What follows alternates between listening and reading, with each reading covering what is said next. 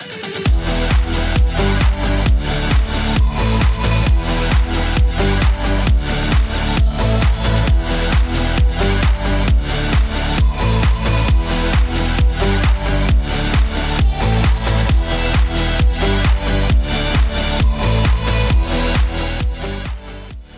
friends, welcome back to another Northbrook Next Gen podcast. I'm so excited about our topic today, foster care and adoption. When I was thinking about who I could invite on the podcast from Northbrook, there are a few families at Northbrook that came to mind, but at the top of the list was Paul and Katie Bernard, and I've known them since I started at Northbrook, so 14 years ago when I came to Northbrook. Paul and Katie were here and got to meet their family. And I'm so excited about this conversation that we're going to have. And so whether you are thinking about foster care, whether you are in the trenches in foster care, or just curious about their story, I think this conversation is going to be a good one. So let's start. Paul and Katie, maybe tell our listeners or viewers a little bit about yourselves and your family, and then we'll go from there. Oh, fantastic. Thank you. Again, my name is Paul, and Katie and I have been married 33 and a half years now. We did date about 6.5 before we got married. We have had been foster parents for 25 years and had 15 different children, of which 5 we were able to adopt and make part of our family. Yeah. Awesome. Wow. Just those numbers alone are blowing my mind a little bit. That's a lot of impact that you guys have been able to have. That's great. So what first led you to consider foster care and adoption? And I guess I'm curious, was it a gradual thing, or was there like a moment? Well, as we were getting married and going through life, we built our house and wanted to have steps, and starting with the house and then wanting to fill it one day. Well, in 97, 98, we built our home and moved in and decided, okay, let's start a family. Let's have children. And unfortunately, it wasn't happening. So down the road, we started realizing that we wanted to have children. We knew that was part of our lives. And we just didn't know which way to go. So we looked into adoption. We looked into foster care and adoption overseas or local. Either one was an option. We did get into some support groups here at Northbrook. We were in a small group with some great friends, and some of them were not foster parents, but adoptive parents overseas. They had adopted, yes, okay. Overseas. Yep. So we had gotten to a support group with them to find out more information there, as well as local adoption, and as well foster care, and if there was anything medically that we needed to pursue. And as time went along, we kept researching, but not doing anything about it. We just kept putting it off. And we decided in August we need to put a deadline. So we put the deadline of September. This is the month we're going to make the decision. First week in September. Yep. That was our deadline. Okay. And we had done, like Paul said, we had done the research. We joined an adoption support group. We were talking to people who had done foster care. I know Paul's uncle had fostered a few kids, and God was really placing this on our heart. We had talked about maybe a foreign adoption. We had talked about foster care.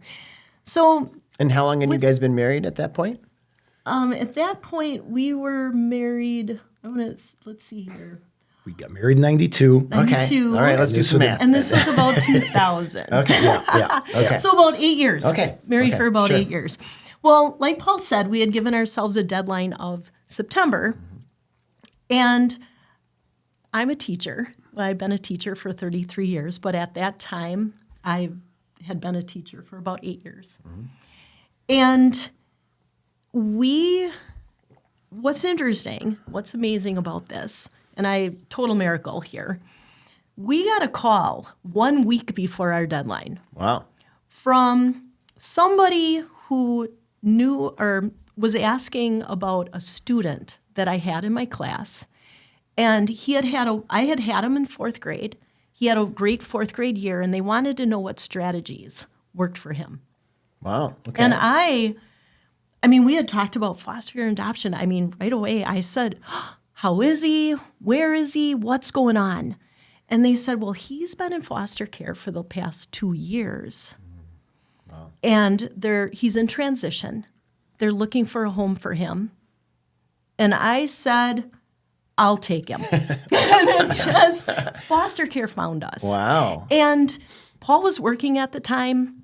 So the lady said, I'll call the social worker. She'll get in contact with you, and you'll be hearing from her shortly. Then Paul, working at Quad Graphics at the time, didn't get home till 7 o'clock at night. He comes home, and I say, guess what? We're getting Adam. Wow. And Paul goes, Adam? The student that you had a couple years ago and he didn't finish the year and you were all worried about him? And I said, yes.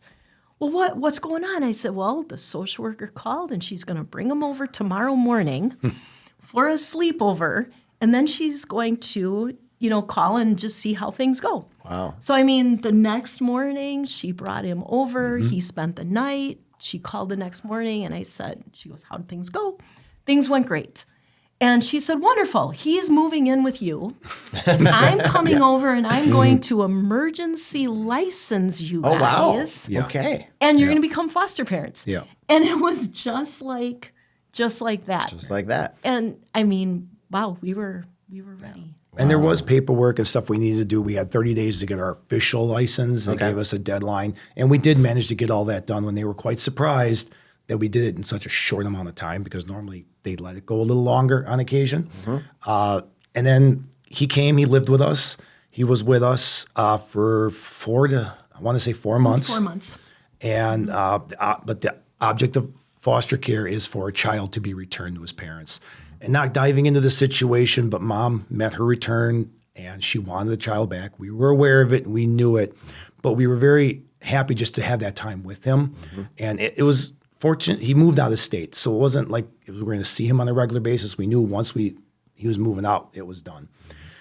Well, he moved out. He went back to his mom. It was a good story. So it was one of those positive foster care moments that you don't hear about that often. And 3 months later, we're back in the same routine. Do we make a phone call? Do we call the social worker? Do we say we're ready for another child? Do we look into adoption? Do we still go forward another avenue? Do we try medically again? What avenue should we take? It was just a discussion we were having. Nobody else around. Nobody knew.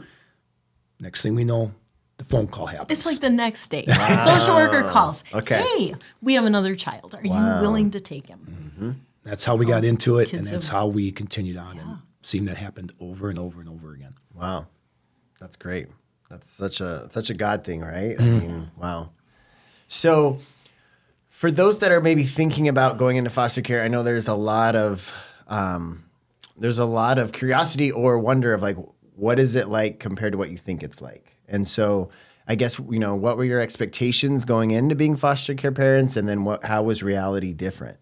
So going in, really our idea was to build a family and help children, give them a life that they could choose, show them a life they could choose, model our faith for them. And it's, there is a lot of that. Yeah. Like that was still what we wanted to do. The other side of it too is there is a whole nother side. It's you go into foster care or adoption and it's a roller coaster. It's an emotional roller coaster. I mean, sometimes kids get to stay with you and other times they're returned. And the whole goal of the foster care system really is to get children back with their birth families. That is the whole goal. And they offer all kinds of support and all kinds of services to birth families to get their children back. They also expect foster parents to do some mentoring with the birth parents and to come alongside them and cooperate and work with them. And it really becomes kind of a team dynamic. Okay. What we do discover is a lot of times the birth parents aren't open to that. Sure. And even though it's supposed to be more of a cooperation, they can see us as we're trying to steal their children. Yeah. And a lot of times, the foster kids, they're comfortable with us, and they like living with us, and they see the difference of, depending on their age, the home that they were previously in, and our home. Like, and of course, you want them to see that difference. Yeah. But sometimes the birth parents see it as, you're trying to steal my child, Sure. take my child away. Yeah, that's hard. And that can be definitely a challenge. Yeah. And some of the expectations versus what we came to be reality was, learning that we have to deal with the parents. Sure. And not only that, but also the foster care system in general. Going to court hearings and dealing with visits, dealing with the social worker coming to our house to make sure that we're compliant and everything's going well, and having conversations with us, and going to court hearing every 6 months, and sometimes being allowed to speak and sometimes not, depending on how the law is and what's going on. But so those are some expectations that are things I did not expect. Yeah. Wow. So what if you could have gotten some advice those first few years that would have really helped, or what's the thing you wish you had known going into? So for someone that's just starting in foster care, if they're sitting here across the table from you, they're just starting, what's the advice you'd give them? I feel just starting out, we had a wonderful social worker, just wonderful. And she had been in social work for a long time, worked with, I think, hundreds of foster kids. And she had given us she was just such a wonderful resource for us. But I think in hindsight, and what we're realizing too, foster care and adoption is a mission. It really is a type of missionary work. Sure. And there will be spiritual battles, emotional battles, relationship battles, all kinds of spiritual battles. And you need to be aware of that too. Yeah. And I've got some I can certainly share over the campfire. I bet. But Some that's- advice I would probably give is you're not alone.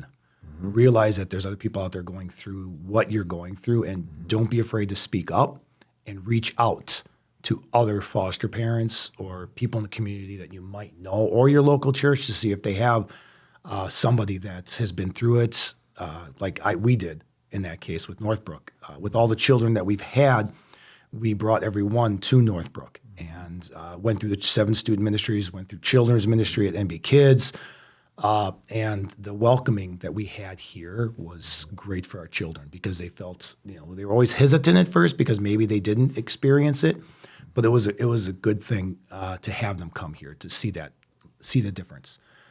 But my let them know that they're not alone. To reach out, don't be afraid, don't feel like you have to do this yourself. There's a community out there.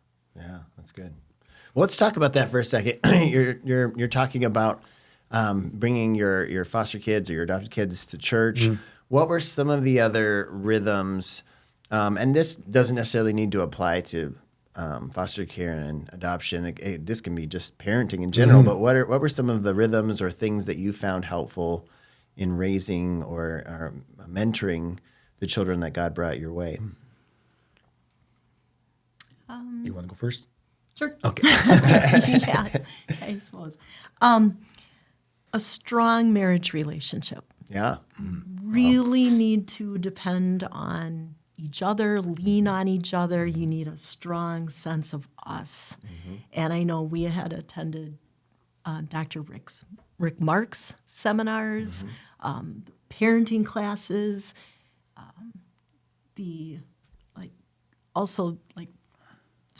during with the foster care, they do offer classes to help with foster kids and training.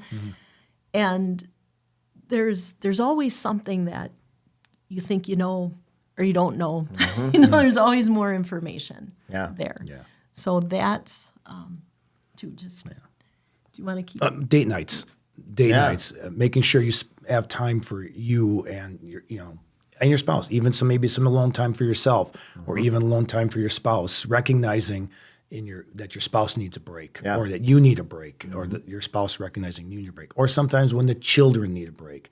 As Katie mentioned earlier, with the transitions from one home to another, sometimes you would need to recognize that child needs to have a moment to themselves to know that they're switching from home to home, to give them that. Why don't you take like 20 minutes or so, or take a break, go to your room, or go play basketball, or go do something, and then they come back and they're accustomed, because it can be different, because some houses are chaotic and some are calm, and so that's another something that I think you need to keep in thought in.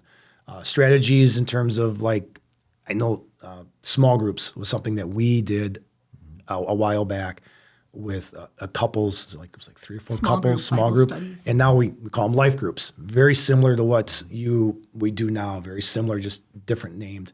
But that was key for us, because we had people that walked life with us, and they would listen to us, and they'd pray for us, and we'd pray for them, and share life together. And they would sometimes babysit. They were like great babysitters, because they were very like-minded. Yeah, I love that. I love that, because what I hear you saying is, when we're talking about your home, some of the best things you did for your kids was invest in your marriage and invest in community. Right. Yes. And have that support, and that naturally filters down into the children that were in your homes. Yeah. Oh, We that's found so too, good. we really needed that team approach Yeah. when working with kids. And some are masters at division. They'll No, go children, ask no. Dad, What? and then they'll come back and say, well, Dad said. Well, we learned really quick that when one of our children would ask for something, say, I got to go talk to Dad about that, or I've got to go talk to Mom about that. And then we would go to the back room, take some quality time together, discuss, come up with something we agreed on, Yeah. and then just take some quiet time while they waited for us. Yeah, And then that's we good. would come tell them. So we needed to present that, undivided. Yeah. Unified approach. Yes. Love it. Yeah, that's what the children really needed, is because they may have come from a chaotic home, and to see that strength between us and know that they're not going to get between us, but we still love them. We still spend time with them. Having them get involved in activities as well. Like I said, mentioned 7 before, NB Kids, but also sports at school, or getting active in the school district that we lived in. That was also key as well, because they plugged in, and the community was just surrounding us with that. Yeah. Love it. Community. That's awesome. What do you wish kind of taking a turn here, what do you wish every Christian understood? So even if someone's watching this, they have no intention of going into foster care adoption, or maybe they do, but what do you wish every Christian understood about the realities of foster care and adoption? The emotional roller coaster it is. Okay. The ups, the downs, and there's both. There's, as I mentioned before, there was an up and there are downs, and we have been through them, which we will be willing to share with couples that might be interested in doing foster care. But for those that are just Christians and may want to help out or just want some information, I would encourage you to be there if you can, pray for the couple, pray for them. Maybe just spend some time listening or talking with them. That is very key, because then they feel like, if you're listening, repeat, and those things, it gives them really the feel that you really do care. And even as maybe you not even want to do a foster care, but you are plugging into their life and want to share and just be part of it. Yeah, that's good. And children are so important. I feel they're our greatest resource. And we really need to come around, come together, support the children. What happens to them when they're younger really does affect them when they're older. Oh, yeah. And they so need positive role models. And what we're finding too, I'm thinking all the 15 foster kids that we have had came from single parent homes where I think we had one that was living with his father, but it was a stepfather. And all the others were living with just their mom. And a good, positive male role model was not there. Yeah. And they really gravitated to Paul.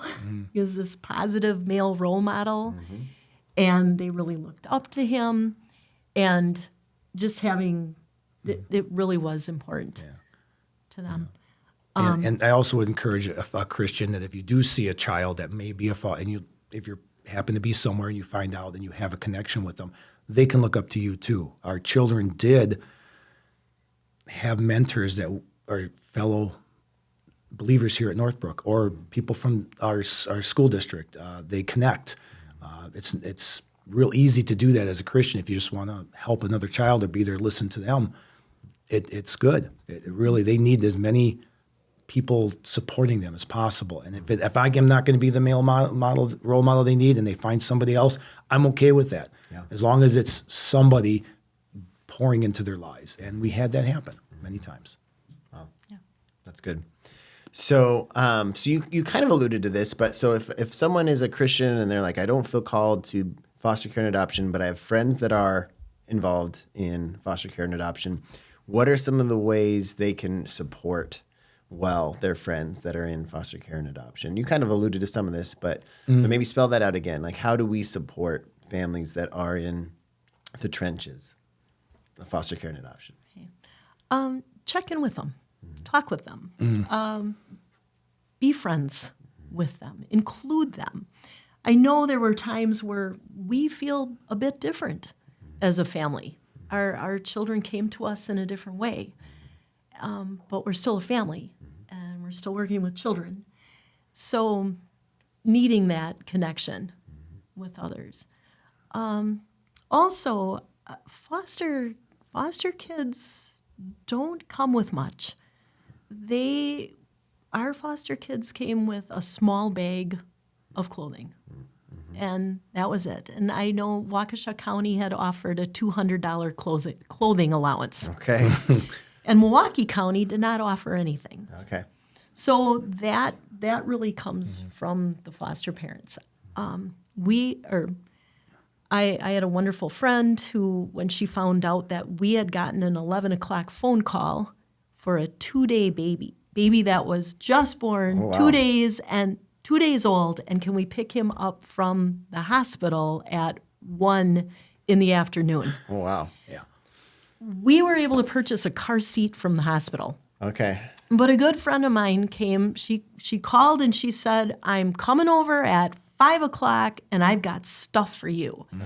And she showed up with her truck and she gave us a crib and 6 bins of clothing. Yeah. And then another friend called and said, you've got to read this great book. I'm giving you a book. It's called Baby Wise. That was the best book we ever read when it came to babies. Yes. And a little swaddler. And then she had these special bottles or so. I didn't know anything about bottles. This was our first baby. Sure. And we had what was it, a 3-hour notice. Yeah, not 9 Here months. he is. No, Discovered. it was like, And we had to make a decision within 30 minutes. Yeah. Can we take him? Oh, wow. Or they were moving on Yeah. to the next parent because Sure. this was, Yeah. hair on fire Yeah. here. Yeah. And that just amazing. I think God put it in people's hearts. I mean, I know he did. And placed this in their hearts to, Yeah. here's what they need. And these people just came and helped out. So supplying stuff, like we had somebody show up with a crib. We had people provide meals for us when they heard that we were having. So something that a believer or a non-believer can do to make those connections. Or they could just reach out to Northbrook Church, or to a church or their local church and see if they have somebody to connect to. Someplace we've talked to many people that realized we were foster parents, asked us questions, and now they had foster kids and they've adopted.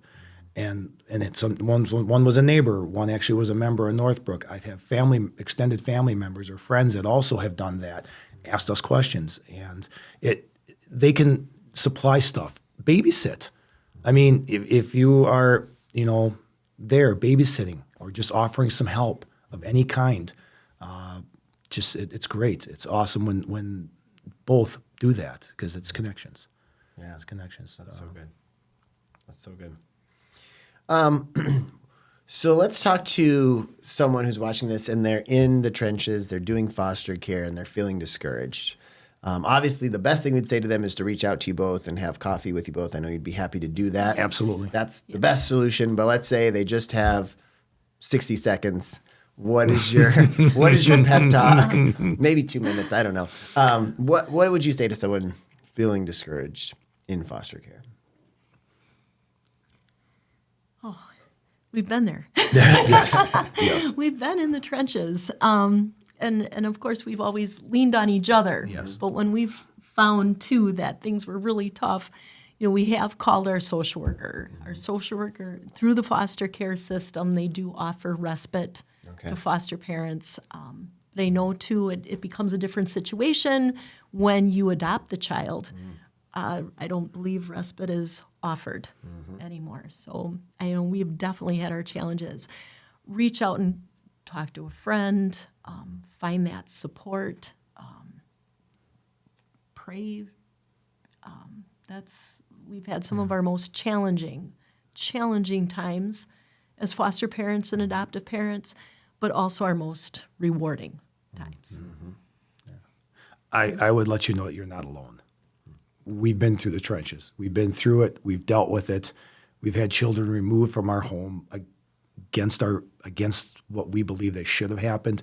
We've had some go back on good terms. But when we were in the trenches, for me, I would just open the Bible and I'd open it up and look at the pages, and it helped me just reconnect me, because sometimes I was being torn too many ways, but it would help me focus.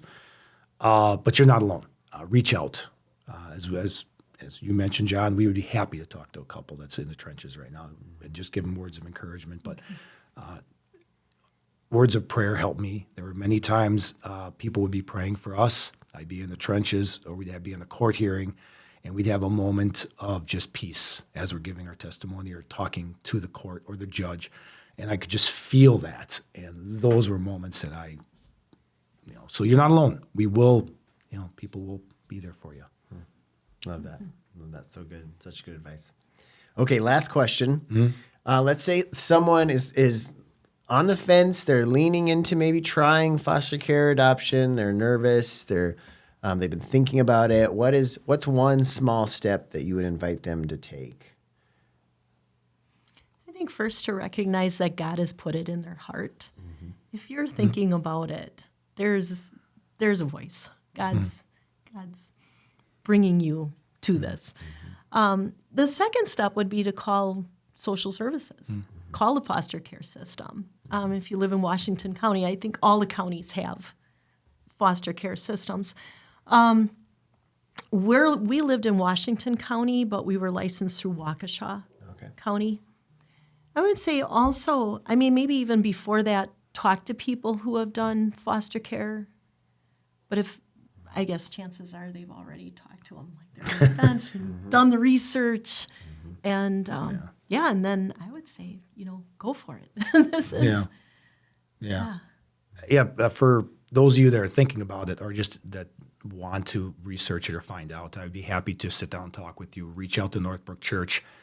They'll connect you with us, or we can call you back, and we'd be happy to do that, to give you both the good, the bad, and the ugly of foster care. I have no problem sharing that, let you know what kind of things happen and how you go through challenges, and how much it can be a spiritual battle, and how much it can be just your heart being out there and trusting, and that can be challenging as well. But I would encourage you. We'd be happy to talk. Well, thank you both so much. And as I was listening to you talk, I don't know how often you hear this. Maybe you hear it a lot. Maybe you don't hear it at all. But I would just like to say on behalf of the church that thank you both for what you do. When I think about God's heart for little children, I just can't help but think that what you have done, it's not flashy. It's not right. It's not something that always gets acknowledged, but my goodness, I just listening to you talk, I can't help but feel gratitude to you both for loving the least of these, loving children that are in oftentimes very desperate situations. So just want to say thank you on behalf of the church and myself. Thank you for what you do. Thank you for your story. You're welcome. Thanks. Thank you. You're welcome. Yeah. So again, I would encourage you if you would like to talk with Paul and Katie. The beautiful thing about the Northbrook Next Gen podcast is this is for people outside Northbrook, but it is also for people in Northbrook. So if you are in the area and at Northbrook and want to get connected, like they said, reach out to us at Northbrook, and we'll make that connection happen. And we would love to walk with you in whatever your foster care adoption journey looks like. So thank you, Paul and Katie, and we'll include some resources in the notes for this podcast. So check those out and look for another podcast next month. Thanks for joining us, friends.